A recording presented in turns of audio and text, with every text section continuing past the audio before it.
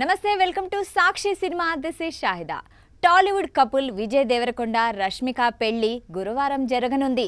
ఇప్పటికే వీరిద్దరి కుటుంబ సభ్యులు ఉదయ్పూర్ వెళ్లిపోయారు. పెళ్లి సందడి కూడా మొదలైపోయింది.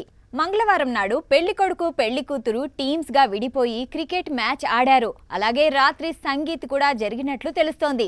నేడు హల్దీ, మెహందీ తదితర సెలబ్రేషన్స్ జరగనున్నాయి. మరోవైపు కాబోయే వధూవరులకు ప్రధాని నరేంద్ర మోదీ శుభాకాంక్షలు చెప్పారు.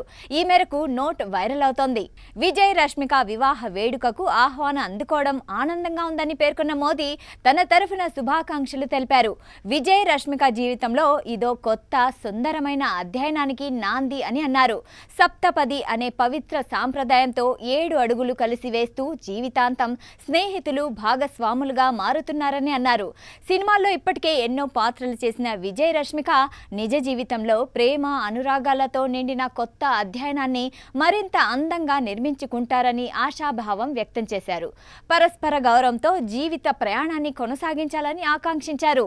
ఈ శుభ సందర్భంగా వధూవరులకు వారి కుటుంబ సభ్యులకు తన ఆశీస్సులు శుభాకాంక్షలు తెలియజేస్తున్నట్లు ప్రధాని నరేంద్ర మోదీ తెలిపారు.